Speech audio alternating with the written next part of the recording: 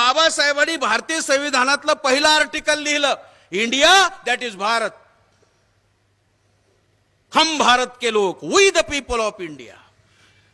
संविधानाची सुरुवात कशी करायची,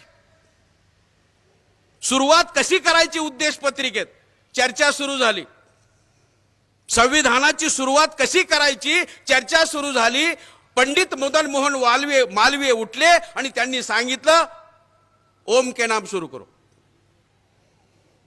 मग मौलाना हसरत सोहनी उठले आणि त्यांनी प्रस्ताव दिला अल्लाह के नाम सुरू करो. मग कामत उठले आणि एचवी कामत उठले आणि त्यांनी दिलं ईश्वर के नाम सुरू करो. बाबासाहेब उठले आणि बाबासाहेबांनी प्रस्ताव दिला लोग इस नाम से शुरू करो. लोक मतदान झालं. तुम्हाला आश्चर्य वाटेल ऐकून, त्या मतदानामध्ये 68 मतं माणसाला पडली आणि 41 मतं देवाला पडली. संविधान सभेत पहिल्यांदा देव हारला आणि माणूस जिंकला. आणि आम्ही निवडणुकीचा नारळ दुसरीकडे फोडतोय. हारलंय ते, हारलंय आणि आम्ही त्याच्याकडे जातो विजयी कर म्हणून. कसं करल, हारलंय ते. ही उद्देश पत्रिकेची सुरुवात. त्यानंतर पहिलं article India that is Bharat. बाबासाहेबाला माहित होतं की मी मेल्यानंतर ही ब्राह्मण इंडिया दॅट इज हिंदुस्तान करतील, असं होता कामा नये म्हणून बाबासाहेबांनी अगोदरच लिहिलं इंडिया दॅट इज भारत, जेणेकरून मी मेल्यावर कोणी भाषांतर करू नये आणि आम्ही लोक हिंदुस्तान म्हणत राहतो. म्हणजे त्यांनी करायची गरज नाही, आम्हीच करून टाकतो. त्याच्यानंतर आर्टिकल 13 जी महत्वपूर्ण आर्टिकल आहेत, एका ओळीत ब्राह्मणाचा इतिहास, वर्तमान आणि भविष्यकाळ संपून टाकला. आणि हे डॉक्टर आंबेडकरच करू शकतात, कोणाची अवकात नाही. एका ओळीत ही जी 13 नंबरचं आर्टिकल आहे, त्या 13 नंबरच्या आर्टिकल मध्ये बाबासाहेब असं म्हणतात की 1950 पूर्वीचे कायदे रद्द. कोणते कायदे होते 1950 पूर्वी? मनुस्मृतीचे रद्द. एका ओळीत 2500 वर्षाची व्यवस्था एका ओळीत खल्लास. व्हॉट्सअपवर आणि फेसबुकवर नसतंय हे. पूर्वी कागदी शेअर असायचे, आता व्हॉट्सअप शेअर आहेत, फेसबुक शेअर आहेत. एका ओळीत आणि पुढे लिहिलं असे विसंगत कायदे भविष्य काळात करता येणार नाहीत. भविष्यकाळ खतम, वर्तमान काळ खतम, भूतकाळ खतम. आणि म्हणून जे डोळ्यात सलतय त्यांना जे खटकतंय ते article 13. Article 14 equality before law. म्हणून स्मृतीनं समता नाकारली आणि आर्टिकल 14 नुसार तुम्हाला समता दिली. आर्टिकल 15 लिंग, वंश, जात, भेद, जन्मस्थळ यावरून भेदभाव करता येणार नाही. 15(4) प्राथमिक आणि हायस्कूलचं शिक्षण. 21(4) हायर अँड प्रोफेशनल एज्युकेशन. 16(4) नोकरी, 16(4) नोकरी आणि 16(4) प्रमोशन. 17 कायद्यानं अस्पृश्यता नष्ट केली. 19 सप्त स्वातंत्र्याचा अधिकार दिला. हे जे मी बोलतो हे सप्त स्वातंत्र्य, तुम्ही जे ऐकता सप्त स्वातंत्र्य, हे जे संघटन बांधलंय सप्त स्वातंत्र्य. आणि जर हे नसतं आणि मनुस्मृती आज असती तर मगाच माझी जीभ छाटली असती आणि तुमच्या कानात तापून शिसवतलं असतं. हे कलम 19 मुळे आहे. हे आपल्या बापानी लिहिलंय, त्यांच्या बापानी नाही लिहिलं. त्यांच्या बापानी लिहिली मनुस्मृती आणि आम्हाला अधिकारापासून वंचित केलं. आपल्या बापानी लिहिलं संविधान, आपल्याला बी दिले, त्यांना बी अधिकार दिले. भेदभाव नाही केला. बाबासाहेब आंबेडकर नाव होतं त्यांचं, म्हणून थोडंच होतं. त्यांनी नाही भेदभाव केला. तुम्हाला बी आमच्यासारखे. आता मी हे बोलतो तर माझ्यापेक्षा मोठी सभा घेऊन त्यांना बोलण्याचा अधिकार आहे. मला अधिकार आहे, त्यांना बी अधिकार आहे. बाबासाहेबांनी दोघाला दिला, फरक नाही केला. त्यांनी त्यांनाच घेतले होते, आपल्याला दिलेच नव्हते. म्हणून बाबासाहेबाची सगळी कहाणी माहीत असली पाहिजे मित्र. कलम क्रमांक 23 नुसार वेठबिगारी रद्द करून टाकली. कलम क्रमांक 24 नुसार बाल कामगार कायदा केला. कुठल्याही मुलाला बाल कामगार म्हणून ठेवता येणार नाही.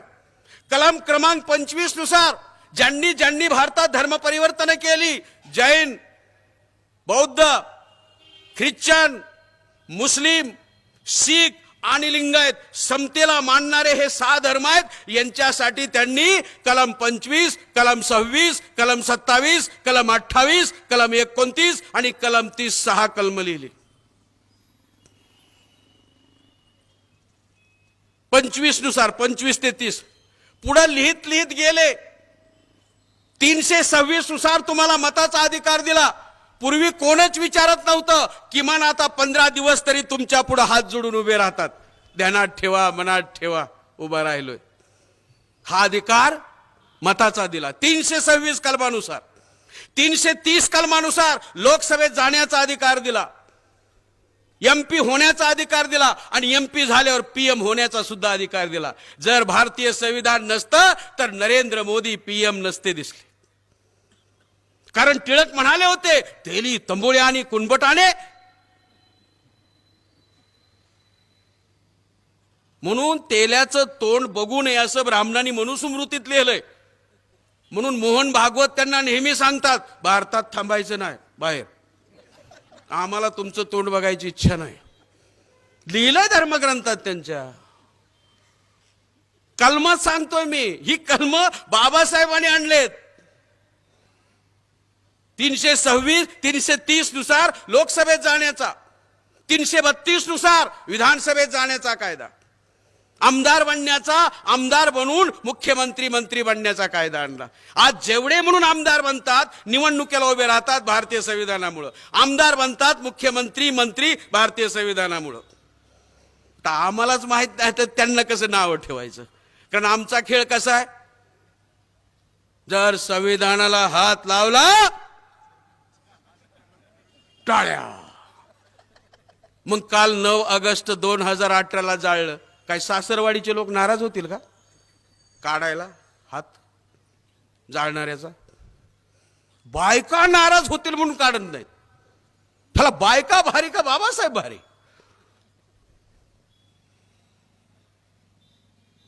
332 नंतर 335 हा पदोन्नतीचा अधिकार दिला. 334 पॉलिटिकल रिझर्वेशन केवळ 10 वर्षासाठी असं लिहिलंय त्याच्यात. यानंतर 244 क आदिवासीची 5वी आणि 6वी अनुसूचीसाठी म्हणजे आदिवासीसाठी, 340 ओबीसी साठी, 341 एससी शेड्यूल कास्ट अस्पृश्यासाठी, 342 एसटी आदिवासीसाठी. आता हे 3 कलम 340, 341, 342. इथं डॉक्टर आंबेडकर जन्माला आले 341 मध्ये. हे 340 मध्ये शिवाजी महाराज, शाहू महाराज, ज्योतिराव फुले, पेरियार, गाडगे बाबा, कर्मवीर भाऊराव पाटील जन्माला आले. म्हणजे आपल्या अगोदर मोठ्या भावाची व्यवस्था केली, मग आपल्या ताटात वाढून घेतलं. हे आहे संविधान. आम्ही असं वाचत नाही. आम्ही दर हात लावला तर कसं सांगायचं हे बी कळलं पाहिजे. म्हणून मित्र, हे जे संविधानातली कलम आहे ती यासाठी सांगतो. आणि हिंदू कोड बिल समस्त महिलेसाठी, ब्राह्मणांच्या सुद्धा महिलेसाठी. कारण त्यांनी त्यांच्या आईला, त्यांच्या बहिणीला, त्यांच्या बायकोला आणि त्यांच्या मुलीला सुद्धा शूद्र घोषित केलं आणि अधिकार वंचित केलं. एवढी काय म्हणतात त्याला, कपटी जात पृथ्वीच्या पाठीवर कुणी नसेल. स्वतःच्या आईला जिच्या पोटातून जन्म घेतला, स्वतःच्या बहिणीला जिच्या पाठीवर हा जन्माला आला, स्वतःच्या मुलीला, पोटच्या गोळ्याला, स्वतःच्या बायकोला शूद्र घोषित केलं, अधिकार वंचित केलं. आमच्या बायका सोडा, आमच्या महिला सोडा. आणि अशा संपूर्ण महिलांसाठी बाबासाहेब आंबेडकरांनी हिंदू कोड बिल आणलं. म्हणून जोपर्यंत हे कलम का आणले त्यांनी हे समजत नाही, याची पार्श्वभूमी लक्ष, ही प्रोसेस आहे. काय संविधान नेमकं काय आहे मित्र हो? संविधान याचं जर महत्व सांगायचं झालं, काय संविधानाचं महत्व आहे? पूर्वी कुठल्याही शूद्र अतिशूद्राला राज्याभिषेक करण्याचा अधिकार नव्हता.